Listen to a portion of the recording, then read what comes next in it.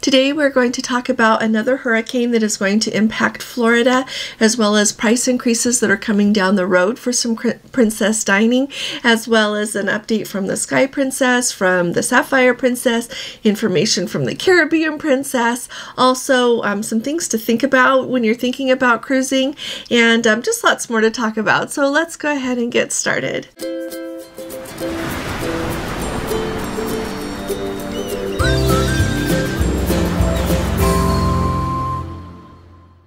Hi there, this is Allison with Let's Go Travel Tips, and today is Monday. It is August 28th of 2023. Let's start at the top. A new hurricane is projected to hit Florida, make landfall there on the Gulf Coast sometime on Wednesday. They are naming it Idalia, I-D-A-L-I-A, and it is supposed to reach hurricane strength later today. I just looked at the forecast again right before I did this here Monday morning, and it is indeed gathering strength as she moves along. It is expected to be the second Category 3 or higher hurricane to hit landfall there along the Gulf Coast in the last 170 years. So, of course, my first thought was for the people of Florida. So Gordon and I are going to keep them in our prayers, and I hope that you will as well as this comes ashore. This means a lot for these people. They are expecting, of course, what comes with a hurricane, a storm surge, very high winds, and a lot of rainfall. So some of these regions, you might remember, just barely had a hurricane there, and they are still trying to rebuild and trying to get everything back to what it was before. And so in some of these places, they're actually worried about this storm coming and hitting like their construction that is not finished yet and things like that. So quite the impact. Now the Tampa airport is expected to close tonight as it rolls into Tuesday. So they're expecting to close at 12:01 a.m. on Tuesday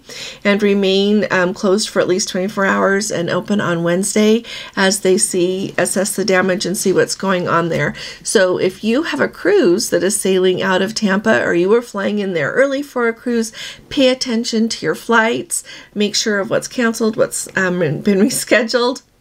Maybe look at what your travel plans would be and decide if you still want to go early. Just all of these things. Pay attention and see where you stand with it. I was thinking of Tony and Jenny with La Lita Loca. I know we follow them. They're over on the Carnival Paradise. And if I have it correct, I think they're supposed to get back to Tampa on Thursday morning. So hopefully everything will go smoothly with that. But there's way more serious things to worry about than cruising. But I know that it's a really big deal when you've got ships that are supposed to be coming and going there with so many people that are expecting flights out, as well as maybe their car was left at the port. So anyway, we'll keep an eye on this storm, but I just wanted to let you know that it's coming and it is going to affect cruising and flights out of that region there. The next thing that I wanted to make sure that you're aware of. Now, we've been talking so much about price increases with Princess here lately and what they just did with their packages. So let me tell you, we've got a Let's Go family member who has their specialty dining. They've got the premier plan booked, but you know how you can look at your travel summary and they kind of itemize out what they think each component of your package is worth. They do it for the plus package as well, but you go down and they value how much they think the beverage package is worth and so on and so forth. They noticed, and right now, if you're on Princess Cruises and you want to go eat, like in your Crown Grill, it's $39 per person for that meal, specialty dining. They did notice that in 2024, January 2024, that the specialty dining credit is showing as $42, and then for their cruise that is in January of 2025 that they have booked, those credits are worth $59 per person for dinner. So clearly we are going to see some more price changes right there. And I wanted to add something here as we talk about price changes on cruise lines. You know, with what I do, both with YouTube and with being a travel advisor, I read a lot of information from a lot of cruise lines. I listen to a lot of webinars. I do my best to try to stay up with a lot of things. You know, you kind of end up having to be you really kind of have to be on top of a lot of things if you want to know what's going on. And on one of the things that I was listening to, one of the people on board said, you know, we're selling boat rides, and it struck me at the time, and I kind of thought, oh, that's an interesting way to think about it. And I think they meant it as a way of like, it's not life or death. This is not a life or death situation. We are selling something that's supposed to be fun. But at the same time, I thought about it a lot, and I wonder if that has anything to do with the direction that we see some things going. And not only with Princess Cruises, but when you think of the other cruise lines, as they are cutting some services, making them cost, things cost that didn't used to cost, all of these things. When I think of a boat ride, in my mind, I think of either, you know, you go somewhere and they take you on a tour of a boat. You get on, you sit down, you look, or if you book a ferry, ferries go between different destinations, and depending on the size of the ferry and how far you're going, all of that goes in. You know, you can either book a seat on the ferry if they have a berth, you know, that you want to sleep if it's a long ride. You just choose based on what you're going to pay, what you're going to get. And I am wondering a little bit if that's the direction that we're seeing with cruising. And if anyone thinks, just a heads up, and I want to know what you think about this, if anybody thinks that me mentioning this is giving the cruise lines idea, let me tell you, they're already there, and they're light years ahead of us with thinking about where they want to go, what they want to charge for, what they don't want to charge for, what they want the experience to be. Clearly, I think some prices will depend a little bit on the prices of food, the price of labor, the price of fuel. Some of those things, you know, will maybe affect the price here and there down the road, but they are already thinking a very long term, how business plans work with where they want to be. So I just wanted to start the conversation here and hear what you think about that. I've given it an awful lot of thought. I'm not going to give cruise lines more ideas. They don't need my ideas or anyone else's, quite frankly, on what to charge for. I think, like I said, I know they're already down the road with that. But as I think about that, I thought an awful lot about where we stand with how pricing is going, how packages are going across the board.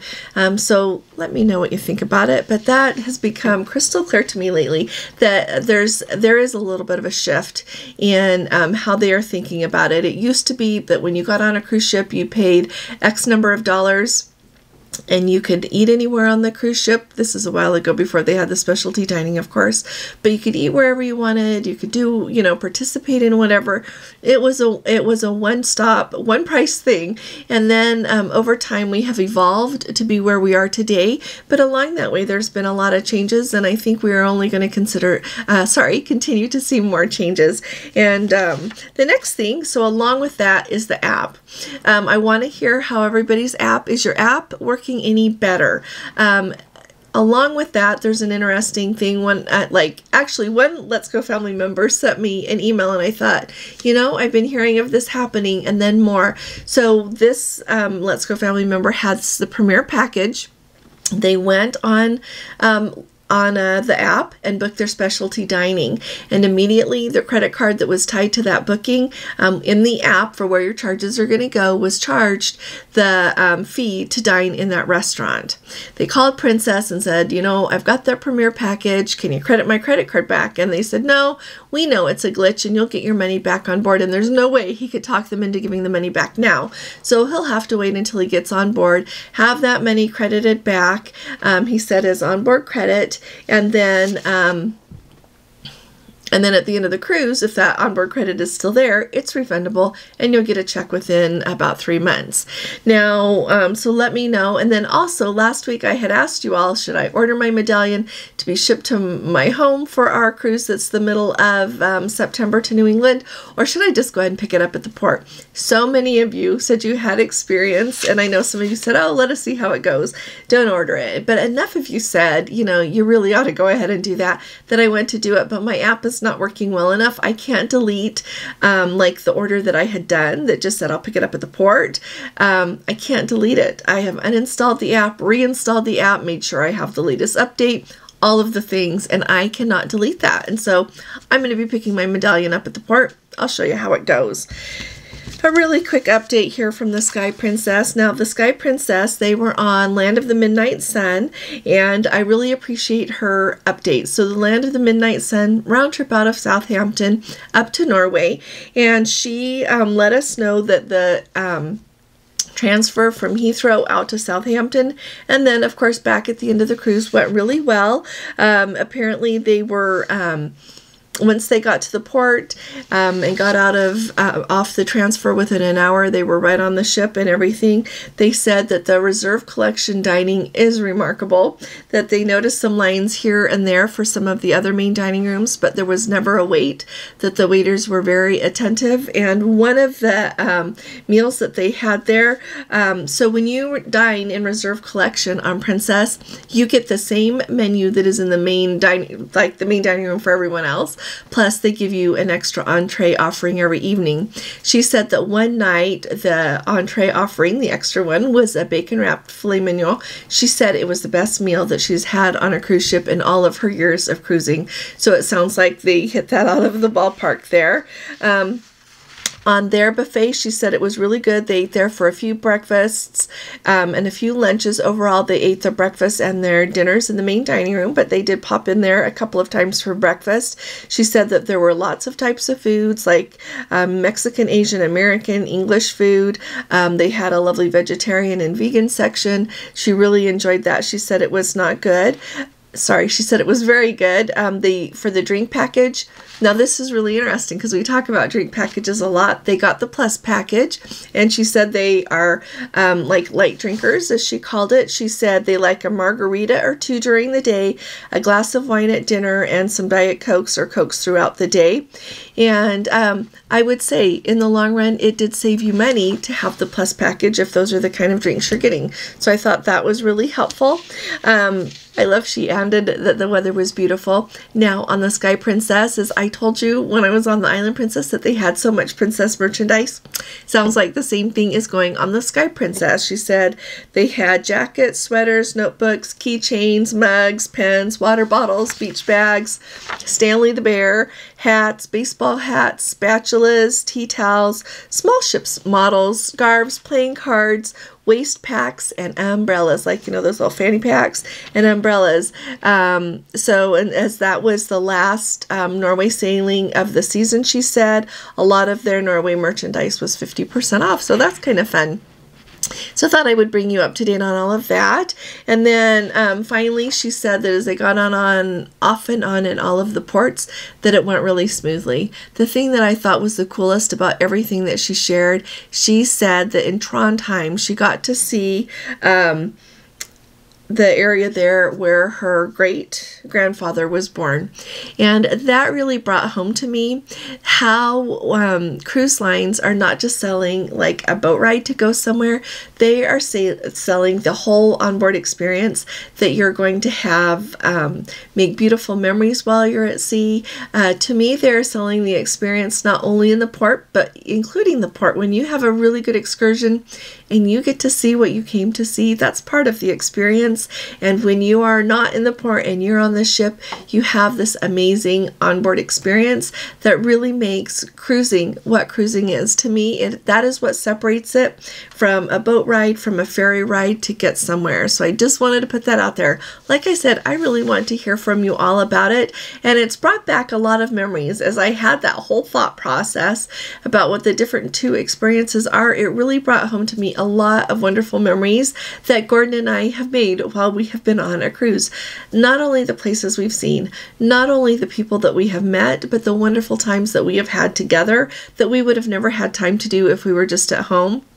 And I will even submit that we would not probably had quite the time to do if we were driving somewhere every night between destinations and trying to navigate, not only driving, but also, where to stay every night and where are we going to eat and all of these things that just when you go on a cruise, a lot of that is taken care of for you.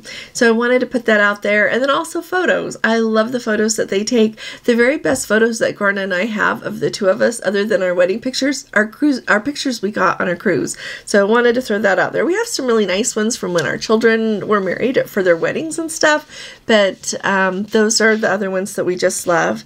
Finally, I wanted to tell you just a quick reminder. When you go to bid for, and this is because I've heard a lot of things about it lately, when you bid on an upgrade on a cruise ship, get out that deck plan before you decide to bid.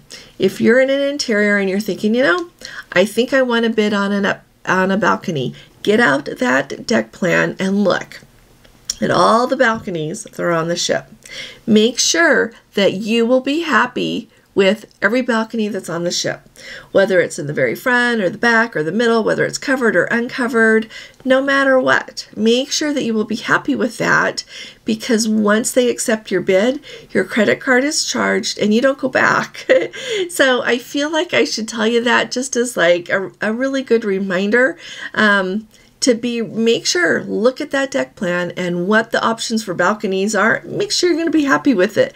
The same thing if you're bidding like from a balcony to a mini suite, or no matter what you're bidding on, take a look at where those are, how those rooms look, how their balconies are, everything about it, and make sure that you would be happy with the very worst of them before you make your bid, okay? Another quick reminder, we talk a lot about Princess, but we talk about other cruise lines a lot too. We have people that are not going to sail Princess anymore and they want to go on somebody else. People that are trying Princess for the very first time, and everything in between. Wanted to let you know, if you're looking at Holland America, just like we've talked about Princess having a credit card, Celebrity has a credit card, Holland America has a credit card as well. If you sign up for it and you spend $500 within the first 90 days, then you will get a $200 statement credit. And of course, like all the others, they say you're going to get it towards your next cruise. It's a statement credit. You get $200 back, and it'll cover whatever you want it to cover on that statement. But it's just, I want to put that out there so that you can be aware, and then as you spend more money, then you can earn credits for more, so that in the long run, you'll save money on your cruising. Wanted to let you know if you're going on Holland America and you weren't aware of that. The last thing I thought was really fun is Carnival has announced the name of their new private island. It's the Carnival Celebration is the name of their island. I'm really excited. It's going to be in the Bahamas, and Carnival in their press release said that of course they are working really closely with the government there to make sure that they represent the very best of that region and make sure that what they do with the island is in line with taking good care of that the island and everything that they're going to do. But it sounds like from what they have said, it's going to be they're having like a mile-long stretch of that beautiful beach that the Bahamas is famous for. They're going to have activities there, lots for people to do to enjoy and celebrate. So the itineraries that are going to include stops at that island are going to come out at, let's see, those are going to come out in late September. So if you're thinking that you would like to go on a Carnival cruise to check out that new island, those itineraries will start showing up, like I said, towards the end of September. And the very first cruises that are going to call in their new island there are going to be in July of 2025. So we've got a while to wait until it's done and ready to go, but I think it's really exciting. I love the private island idea. We had a cruise book that was supposed to go to Princess Key, but that stop was canceled, so we didn't go there. We have been to Royal Caribbean's Perfect Day at Coquet. Loved that island. I think they've done an excellent job with it. So we need to get back and try Princesses. I love that Celebrity on their itineraries. A lot of them there they're going to start calling there on Royal Caribbean's private island. Royal Caribbean and Celebrity are part of the Royal Caribbean group, but it just adds lots of options, and I think it's really fun that you get to have a day enjoying a private island in the Caribbean. Like, what else? So let me know if you've got any questions, anything that you would like to add. I love to read your comments, so thank you very much for leaving comments. It gives us all a lot to think about, and we appreciate your experience. I'll be talking to you all again really soon. You all take really good care. God bless you. Love you. Bye-bye.